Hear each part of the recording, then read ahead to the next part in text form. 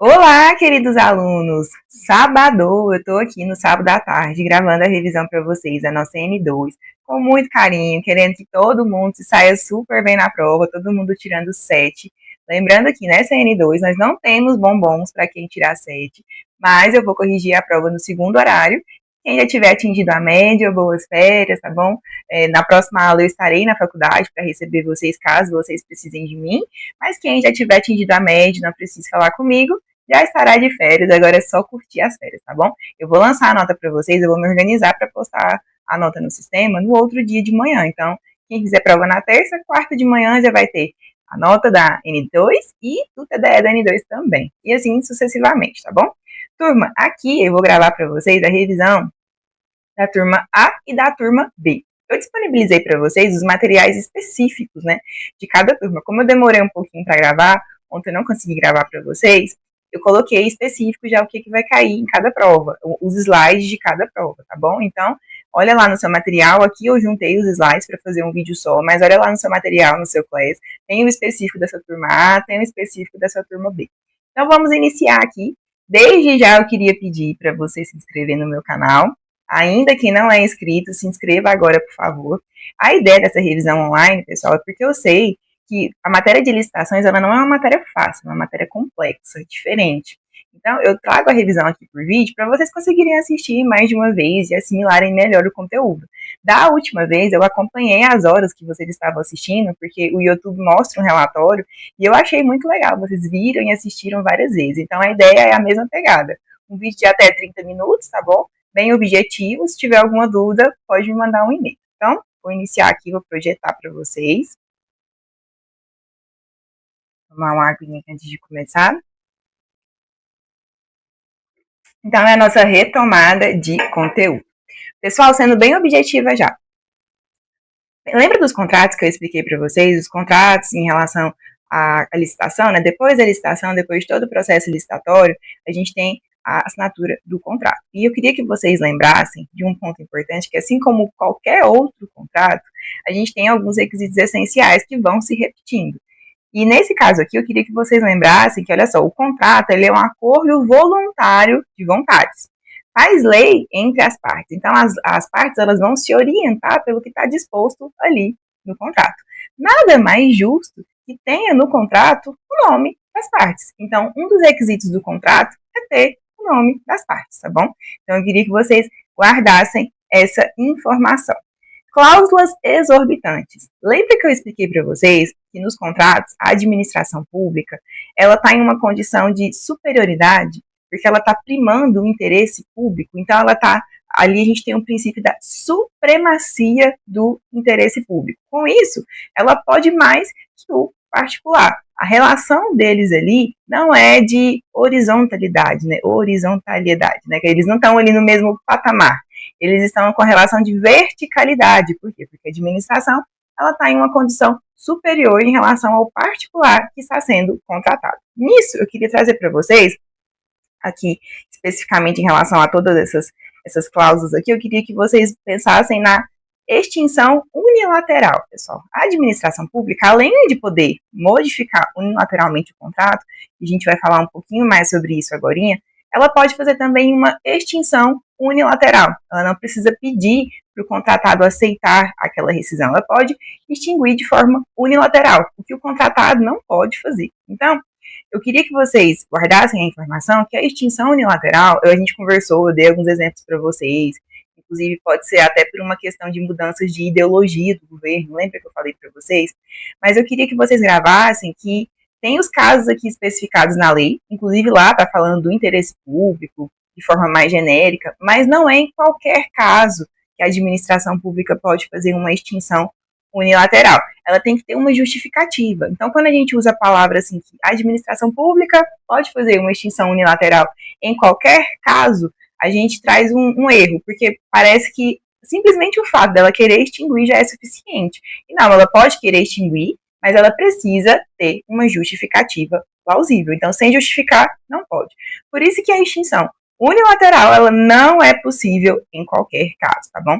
Então, aqui a gente tem algumas condições lá de algumas cláusulas exorbitantes, né, como a modificação unilateral do contrato, aquela parte de alteração qualitativa e quantitativa, agora eu vou falar um pouco mais sobre ela, fiscalizar a execução do contrato, aplicar sanções, e aqui essa ocupação provisória, mas guardem essas 4 primeiras aqui que elas são mais importantes, tá bom?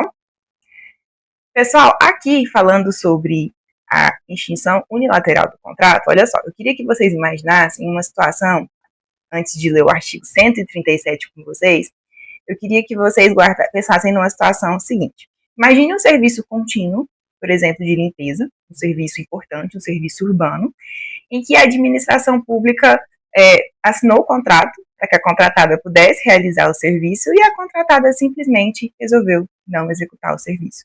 Ou ela começa a executar, mas ela para imediatamente.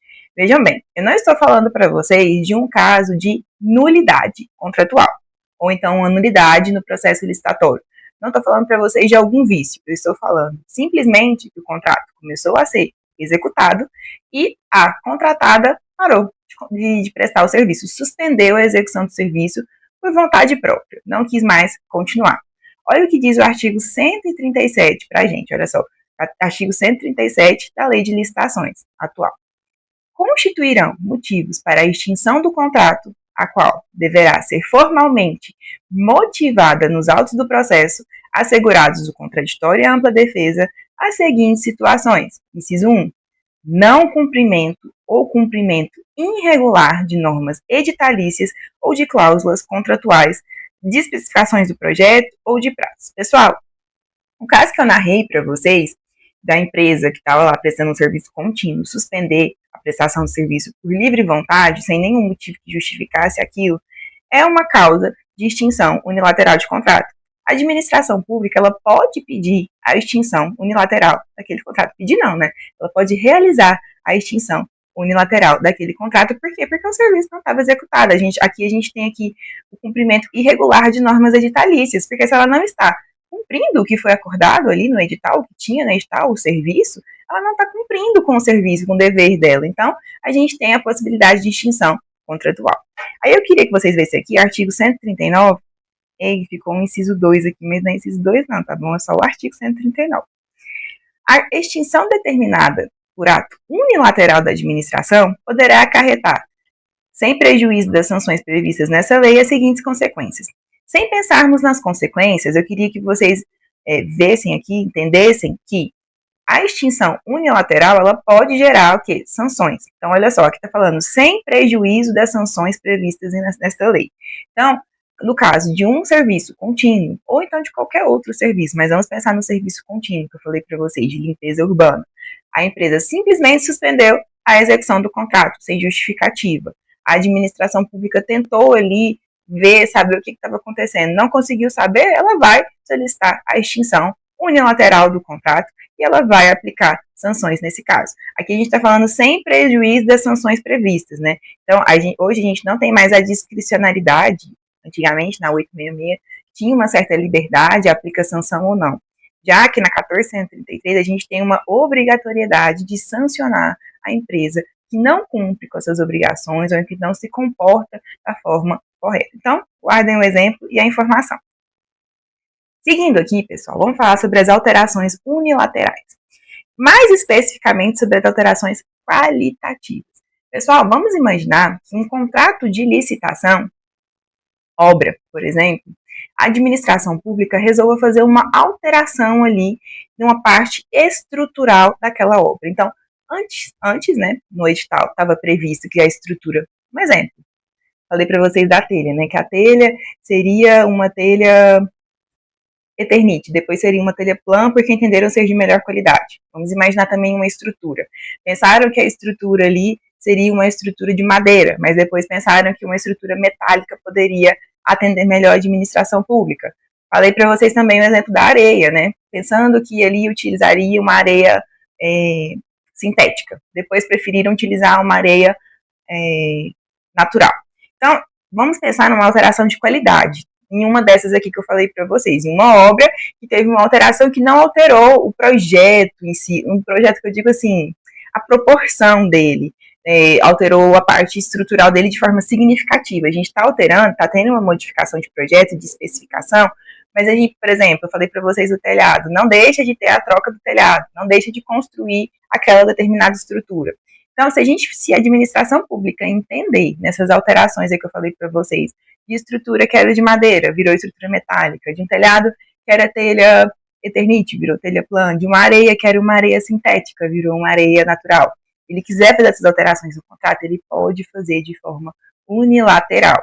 E se alterar custos, Tainara, se tiver custos ali para a administração pública, aumentar os custos, olha, se ela que quis fazer essa alteração, então ela vai arcar com os custos e com o reequilíbrio, o reajuste, o que tiver dentro daquele contrato que for necessário, ela vai arcar considerando a sua solicitação inicial de alteração. Entendido? Então, vamos pensar nessas alterações qualitativas, né? As alterações aqui unilaterais, aqui, inclusive o exemplo aqui da área artificial.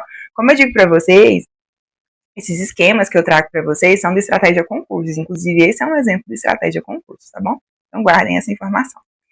Seguindo aqui, todo esse esquema aqui, eu queria que vocês gravassem a seguinte informação. Pessoal, para ter uma anulação de um contrato, seja por vício que ocorreu durante a sessão da licitação, ou seja após, né, na assinatura do contrato, um vício, eu quero que vocês entendam que precisa ter dois requisitos, essencialmente. O vício, a irregularidade, ela tem que ser insanável e tem que ter um interesse público. Os efeitos, eles são retroativos, eles retroagem, por exemplo, a sessão, tudo retroage, não é, e tem uma exceção, então guardem que os efeitos são retroativos. Eu não vou entrar aqui nas minúcias para explicar mais, porque foi um conteúdo explicado em sala de aula, senão a revisão vai ficar um pouco extensa, tá? Mas gravem aqui que a regra é que os efeitos são retroativos e que tem que ter esses dois requisitos. Aí lembra que eu falei para vocês que tinha uma exceção? Então a gente está falando aqui, por exemplo, agora de um vício, né? Vamos imaginar que na sessão de licitação dos serviços de limpeza urbana, teve um vício ali, apresentou um documento falso. Eu quero que vocês pensem que se apresentou documento falso, não é sanado, né? Tem um interesse público ali, tem um interesse público, sim, de regularizar, porque a licitação, ela teve uma irregularidade, né? Um vício. Porém, não é interesse da administração ali, para a sociedade, parar aquele serviço naquele exato momento. Então, a gente está falando agora de uma irregularidade, tá bom? Diferente do caso anterior que eu falei para vocês. O que a administração pública pode fazer? Manter esse contrato, mesmo ciente da irregularidade, até que se faça uma nova licitação. E aí, a partir daí, declarar fazer o que é a anulação do contrato. Então, vejam que não foi de imediato. E veja que foi posterior. Aqui está falando para vocês de uma exceção. Ó, por razões de continuidade, pode-se decidir que a nulidade só gere efeitos em um momento futuro. Por quê? Porque o contrato continuou vigente por determinado momento, considerando a importância dos serviços de limpeza urbana. É um exemplo, tá bom? Deixa eu ver aqui se teria algo mais interessante. Não, daqui guardem somente essa informação. Equilíbrio econômico financeiro. Turma, aqui, de todos esses casos que a gente relatou em sala de aula, que eu expliquei para vocês, eu quero que vocês gravem o fato do príncipe. O fato do príncipe, inclusive o grupo do Norton, na turma A, falou sobre esse fato do príncipe. Tá nas provas, eu não sei qual prova que é, mas olha só. São atos gerais do Estado que atingem indiretamente o contrato. Então, é algo externo ao contrato, não é algo ali relacionado às partes, contratante e contratado. Foi algo externo, como eu dei o exemplo para vocês da carne, lá quando envolvia a China, o ovo também, que foi algo externo, que alterou o valor que eu, como contratada, né, como fornecedora, eu recebia um determinado valor, agora eu recebo com um valor muito mais alto aquele produto e eu preciso repassar isso para a administração pública, para o meu contrato ali com a administração pública. Senão eu vou ter prejuízo naquela relação contratual. Eu até falei para vocês que aqui é um caso de reequilíbrio, né, econômico-financeiro, que a gente pega as notícias da mídia, a gente pega as notas fiscais e apresenta para a administração pública para ela poder fazer uma análise. Então, quando vocês ouvirem falar que o fato do príncipe envolve essa questão externa ao contrato, que envolve uma questão externa ao contrato que é indireta, né? O contrato ela não é dentro da relação contratual, ela é indireta, ela é algo externo que afeta ali a minha relação contratual. Eu quero que vocês pensem também que a administração pública, ela autoriza, ela analisa esse aumento. Então, o fornecedor ali, o contratado, ele faz um processinho administrativo, reúne os fatos e solicita o reequilíbrio econômico. Então, a administração pública, ela autoriza isso, esse reequilíbrio econômico com base na análise. Então, a gente precisa de uma anuência da administração pública em relação ao fato do príncipe. A administração pública, ela está envolvida ali nessa análise e nessa anuência, tá bom? Seguindo desses aqui do reequilíbrio econômico, somente o fato do príncipe já é suficiente, tá bom? Inexigibilidade, pessoal. Seção 2 da inexigibilidade de licitação. Pessoal, eu sempre gosto de colocar um cantor nessa parte de inexigibilidade. Por quê? Porque inexigibilidade, eu gosto que vocês lembrem, inclusive a Raquel falou sobre isso na apresentação da turma B, ela falou que eu trago o exemplo do cantor, né, do Gustavo Lima. Então, assim, eu gosto de falar Inex. Apesar da Inex ter diversas possibilidades, eu gosto de trazer o cantor para vocês lembrarem que, pessoal, o artista consagrado, que é um dos incisos, uma das possibilidades de Inex, ele não compete com outro artista. O Gustavo Lima não compete com Jorge Mateus, não compete com Léo Magalhães, não compete com Wesley Safadão. Eles não têm uma competição entre si, porque ali não é possível uma competição. Eles cantam, às vezes, ritmos diferentes, às vezes músicas diferentes, eles representam regiões diferentes. Então, ali, o objeto, a contratação de um artista consagrado, ele não permite uma competição. Então, seria uma inexigibilidade. Porém, o caso que eu quero trazer para vocês, que eu falei para vocês na revisão anterior, e eu quero falar novamente, é no caso de uma aquisição ou locação de imóvel, cujas características de instalação e de localização tornem necessária a sua escolha. Então, vamos imaginar uma secretaria de algum estado, de algum município, que precisa fazer a locação ou então a aquisição de um determinado imóvel. Se as características daquele imóvel relacionadas à localização, relacionadas à estrutura, forem específicas, olha, aquele imóvel ele me atende porque ele tem as 10 características específicas que eu, como administração pública, preciso para atender melhor a sociedade, vai ser uma Inex. Então, pense em características específicas para aquisição ou então para locação. Vai ser por qualquer valor? Não, nossa colega Raquel até falou para a gente lá na turma B, que não é por qualquer valor, vai olhar um valor de mercado para poder ser compatível o valor da locação, o valor da aquisição, não vai ser qualquer valor, vai ter uma avaliação, tem todos os outros requisitos, mas se aquele bem ele tiver características específicas que vão atender à administração e à sociedade, não precisa realizar a licitação, a gente vai fazer uma Inex, tá bom? Seguindo aqui, vamos falar sobre dispensa de licitação. E olha só, esse artigo 75 aqui, a Evelyn, da turma A, falou sobre ele em sala de aula, sobre esse inciso 3 aqui. Ela fez um comentário sobre ele, achei muito legal, que eu não cheguei a aprofundar sobre isso em sala de aula, e ela comentou, e quando eu vi que estava na prova. Pessoal, olha só, no dia da apresentação do TDE, pessoal, olha só, é dispensável a licitação. Vamos imaginar uma licitação que ocorreu, a sessão aconteceu, e eu disse para vocês, já expliquei sobre licitação deserta e sobre licitação fracassada. A deserta é que a sessão foi publicada, né, a data da sessão foi publicada, o edital foi publicado, e no dia da sessão, nenhum licitante apareceu. Então, a licitação foi deserta. Ninguém ali se cadastrou a proposta, o seu valor ali naquela licitação. Deserta.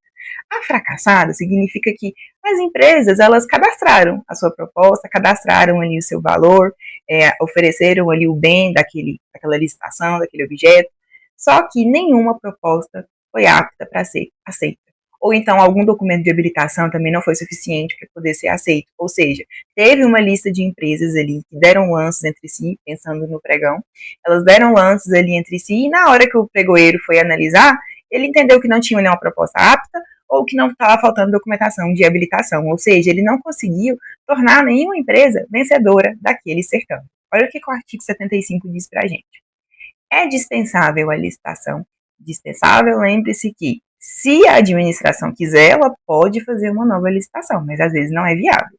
É dispensável a licitação, inciso 3, para contratação que mantenha todas as condições definidas em edital de licitação, realizada há menos de um ano, quando se verificar que naquela licitação, a linha A, não surgiram licitantes interessados ou não foram apresentadas propostas válidas, que é o caso da licitação deserta ou fracassada.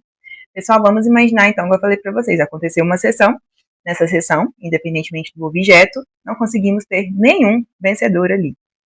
Seja porque ninguém apareceu, seja porque ninguém atendeu a documentação, não teve a proposta válida. A administração pública vai homologar o resultado deserto ou fracassado. E aí, ela pode fazer uma nova licitação, caso ela queira, ela pode ali fazer um estudo, ver qual foi o erro daquela licitação e publicar novamente o edital. Às vezes foi um erro de valor, às vezes pedir uma documentação que não existe, uma documentação assim absurda, impossível de conseguir, que gerou grande dificuldade. Então, ela vai rever, pode reanalisar, rever e publicar novamente o edital. Ou ela pode fazer o quê? Uma contratação direta, que seria dispensa de licitação. Então, essa aqui é uma possibilidade. Gravem essa possibilidade aqui, se não surgirem licitantes interessados ou não forem apresentadas propostas válidas, é uma possibilidade de dispensa de licitação, tá bom? Seguindo aqui, pessoal, esse artigo 92 aqui, ele é um artigo um pouquinho complexo, viu? Acaba que assim, a gente comenta no meio dos exemplos, né? E eu trouxe o artigo, a letra da lei aqui para vocês, porque tem uma questão sobre esses artigos aqui na prova. E eu trouxe cada parágrafo aqui que vocês devem ter atenção, tá bom? Então vamos lá. Vou fazer a leitura aqui com vocês e vou comentando. Vou comentando de forma um pouco mais rápida, porque se eu for aprofundar, a revisão vai ficar extensa, tá bom? Mas a gente já está quase no fim.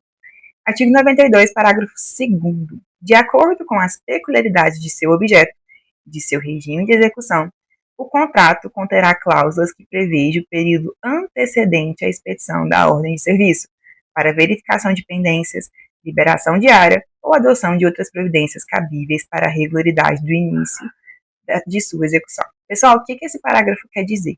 Que no edital da licitação, ali, quando o fornecedor vai participar da licitação e disputar, vai estar escrito que a administração pública, ela vai dar o prazo, por exemplo, de 30 dias para poder entregar o objeto. Vamos imaginar a licitação do ar-condicionado lá, que a gente falou várias vezes, 1.000 unidades de ar-condicionado. Lá no edital vai estar previsto lá que ele vai ter um prazo de 30 dias para poder entregar. Quando que esses 30 dias vão começar a contar? A ordem de serviço. Pode ser 30, 60, 120, o que a administração pública estabelecer. Só que vai estar no edital. Então, a partir do momento que assinou o contrato, significa que ele já vai entregar aquele objeto? Não. Significa que ele já está ali pronto para entregar. Mas o prazo só vai começar a contar da ordem de serviço. Artigo 92, parágrafo 3º.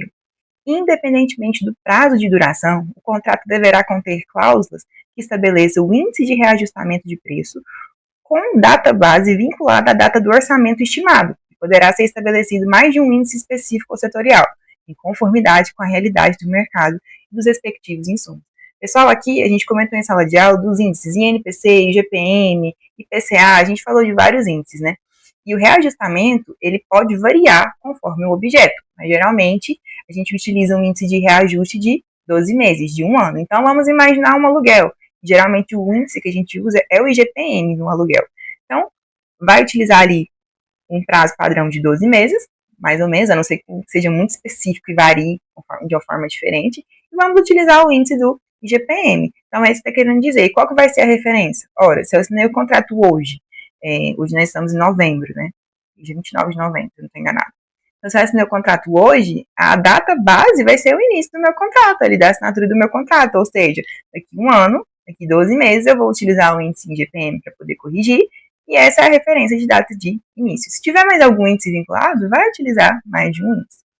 Artigo 92, parágrafo 1º. Os contratos celebrados pela administração pública com pessoas físicas ou jurídicas, inclusive as domiciliadas no exterior, deverão conter cláusula que declare competente o foro da sede da administração para dirimir qualquer questão contratual.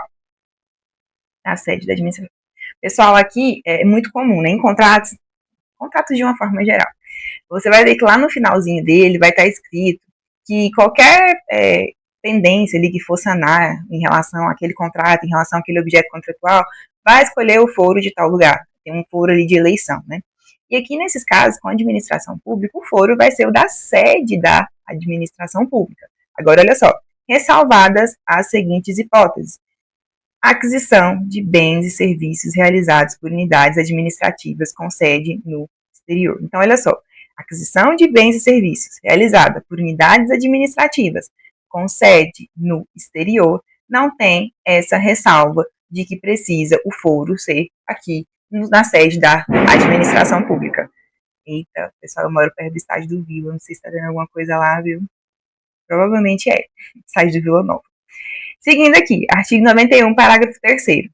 Será admitida a forma eletrônica na celebração de contratos e de termos aditivos, atendidas as exigências previstas em regulamento. O que significa isso? Pode assinar o contrato de forma eletrônica. Hoje é muito comum mandar o contrato para o fornecedor de forma eletrônica e ele vai e assina. Inclusive, a gente tem um contratos Gov, se eu não estou enganado, ele consegue assinar por lá mesmo, contratos Gov. Artigo 91. Os contratos e seus aditamentos terão forma escrita e serão juntados no processo que tiver dado origem à contratação, divulgados e mantidos à disposição do público em site eletrônico oficial. Pessoal, forma escrita não quer dizer forma impressa, tá bom? Ele está escrito, mas ele pode ser escrito, mas ele pode ser em PDF. Vai ser juntado no processo de origem da contratação, ou seja, naquele processo que tinha o ETP, que tinha o TR, aquele processo todinho desde o começo, que tinha pesquisa de preços, o edital. Vai ser juntado lá o contrato e ele vai ser mantido à disposição do público em site eletrônico oficial. Um exemplo muito comum que é requisito de validade é o PNCP, porque o contrato ele precisa estar publicado lá para poder ser válido. Artigo 150.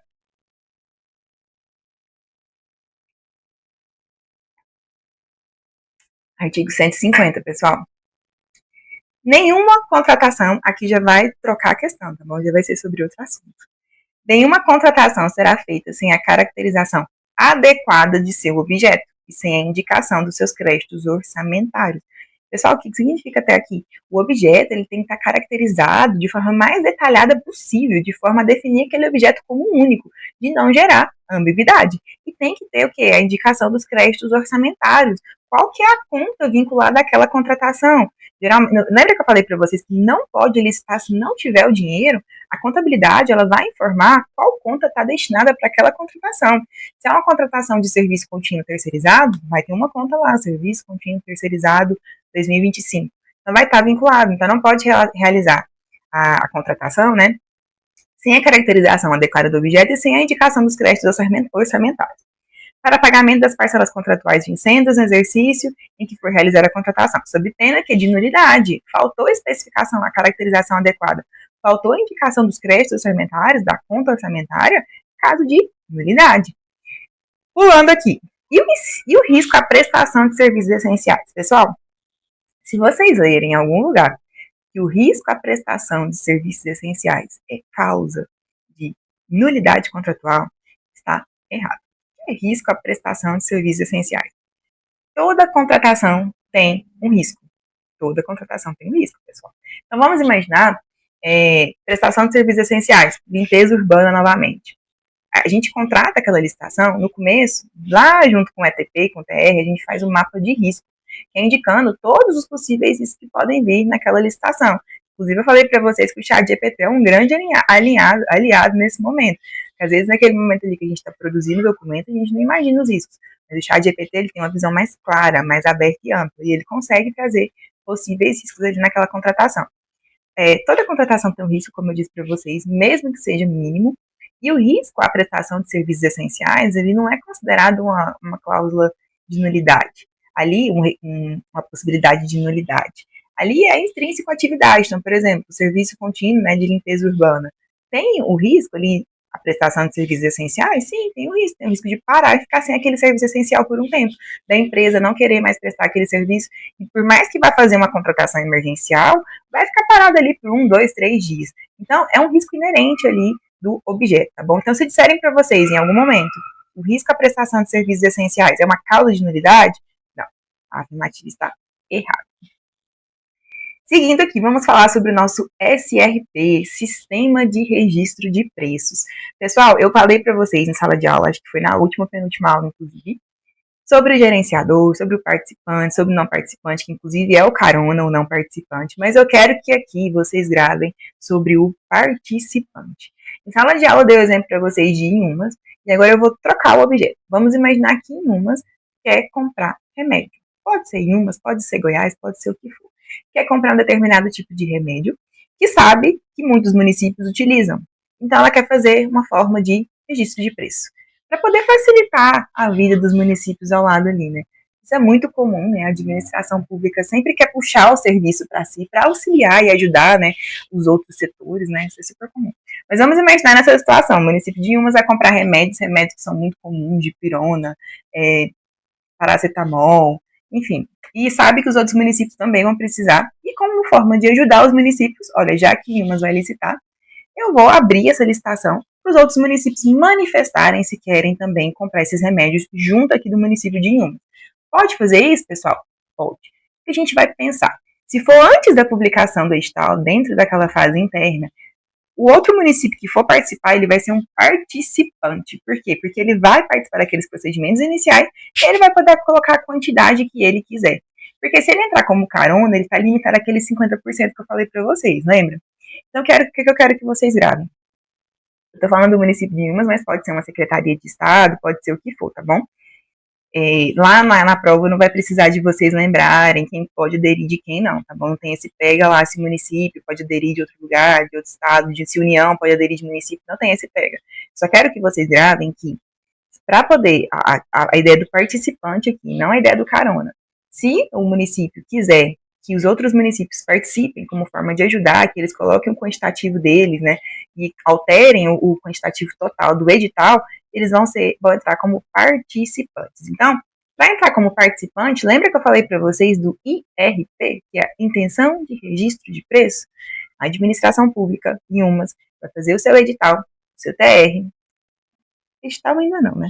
Vai fazer o seu TR, o seu ETP, o seu TR, vai divulgar a IRP lá, que é a Intenção de Registro de Preço, para os outros municípios, caso queiram manifestarem o interesse. Tem o prazo determinado de dias, lembra que eu falei para vocês em dias úteis, não precisa gravar a quantidade de dias, só precisa gravar que o procedimento é esse, divulgar a IRP, Intenção de Registro de Preço. O município que quiser vai manifestar sua intenção ali dentro do prazo estipulado, vai falar, olha, eu quero 1.000 dipironas, quero 1.000 paracetamol, quero 2.000, 10.000, porque é uma expectativa. Lembra que eu falei para vocês que o fornecedor ele não tem certeza que tudo aquilo vai ser contratado? Então, o município, a secretaria, vai manifestar dentro do prazo da IRP. E o edital, ele vai incluir todos os quantitativos do município inicial de Umas e de todos os outros que manifestaram. Esse é o procedimento que eu quero que vocês guardem. Lembra que também, pessoal, que no participante, olha só, ele participa dos procedimentos iniciais e ele integra a ata. Integra a ata. Gravem essa palavra. Pessoal, falei para vocês dos mercados fluidos. Lembra que eu falei para vocês dos mercados fluidos? O que é mercado fluido, Tainara? Mercado fluido são aqueles. Aqui eu coloquei o combustível, né? Lembra que eu falei para vocês que são bens que alteram o valor com muita facilidade. E não tem uma previsão ali de mercado que aquele bem vai ser alterado. Combustível, falei para vocês, às vezes você enche o tanque de manhã em um posto e fala, nossa, tá barato, vou ligar pra minha esposa, pro meu marido, ó, bem, passa lá, abastece lá também. Ele chega, já aumentou 50 centavos. Pode acontecer? Pode, demais, mercados fluidos. Passagem aérea, eu falei para vocês, vamos comprar passagem aérea de turma de 10 pessoas, até todo mundo resolver se vai poder ir ou não, a passagem até triplicou de valor, porque todo mundo fala que vai, né? Na hora de fechar, o povo, não sei, eu tenho que pensar. Nesse momento de pensar, de você conversar com a galera inteira, a passagem já aumentou de valor. Então, esses são os mercados fluidos. Pessoal, o que a Lei 14.133 traz para a gente de interessante em relação aos mercados fluidos? Falei para vocês que na lei anterior a gente fazia pregão para mercados fluidos. E acabava que realizava um sorteio dentro do pregão, era uma gambiarra. Mas eu quero que vocês gravem que agora a gente está utilizando credenciamento para mercados fluidos. Como? Eu dei o exemplo para vocês de passagem aérea, lembra? Inclusive lá no município que a Dani trabalha, né, da turma A, quase não compra passagem aérea, né, porque o prefeito gosta de andar de ônibus, né, que ele acha mais prático, né. Então, lá em Caturaí. Pessoal, então, olha só, o que a gente faz hoje em dia? A gente contrata uma empresa de passagem aérea por meio de credenciamento, a gente credencia várias empresas de passagem aérea, pode fazer um rodízio ali entre elas, ou pode fazer um sorteio para ver qual vai ser a principal. Só quero que vocês entendam que vai ser credenciado todas as empresas ali que querem participar daquele certame, daquela contratação, que atendam todos os requisitos. Então, vamos imaginar que a CVC está participando. E vamos imaginar que foi um sorteio. Vamos fazer por sorteio e vamos fazer um rodízio. A cada nova contratação, uma nova empresa. Então, tá, a CVC, o presidente de tal lugar, o prefeito de tal lugar, precisa de uma passagem de Goiânia para Belém, porque ele vai participar da COP30. Eu quero que você organize uma passagem que saia domingo à noite e que ele retorne num sábado de manhã. A empresa, a CVC, ela vai procurar a passagem que atenda dentro daqueles requisitos que a gente colocou, porque como é uma autoridade, ele pode escolher o melhor horário de ida, o melhor horário de volta para ele. E ela vai ver se é Latam, se é a Gol, se é a Azul, qual que vai atender de melhor forma, entenderam? Só que pensem que não tem, a gente não está vinculado a um valor específico. A gente só precisa ver se tem valor em caixa destinado para passagens aéreas. A gente não está vinculado, por exemplo, a passagem tem que custar 2.000, a passagem tem que custar R$ 1.000. Não, o mercado é fluido. Então, a CVC ela vai ver o que melhor atende a administração pública. Lógico que ela vai ver assim, o mais barato que atenda o que a gente precisa, né? A ideia é essa. Mas a ideia que eu quero que vocês gravem é isso. No mercado fluido, a gente não está distrito a um valor, não tem lance ali. Por quê? Porque não tem como ter, não tem como você fazer um estimado disso. Porque o mercado flutua. Seguindo aqui, pessoal, acho que está encerrando ó, nosso último slide. Vamos falar sobre sanções. Olha só.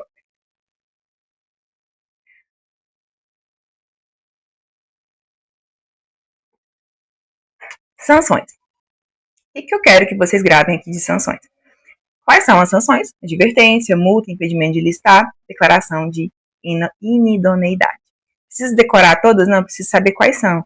Gente, se mencionar para vocês lá que são exemplos de sanções, advertência e multa, tá errado? Não, tá certo, não restringiu, não falou assim, as únicas formas de sanção são advertência e multa. Não, falou que são exemplos, possibilidades. Ok, certíssimo. Se estivesse restringindo, não estaria certo.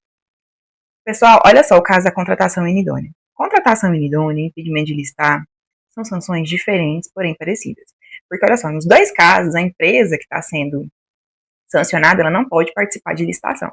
A diferença é o âmbito e a gravidade. No impedimento de listar, se a empresa foi impedida de listar porque não prestou um bom serviço ali para Inhumas, ela está impedida no âmbito municipal de Inhumas. Ela não pode participar de licitações em Inhumas, do âmbito de Inhumas.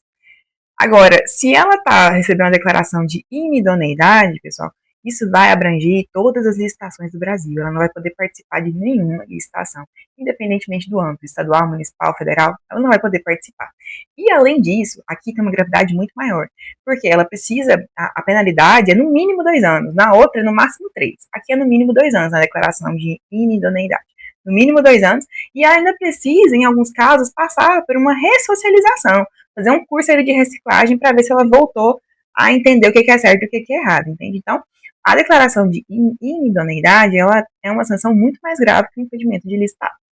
Gravou as sanções, gravou diferente de uma para outra, o crime de contratação inidônea, pessoal. Artigo 337-M, admitir a licitação, empresa ou profissional declarado inidôneo.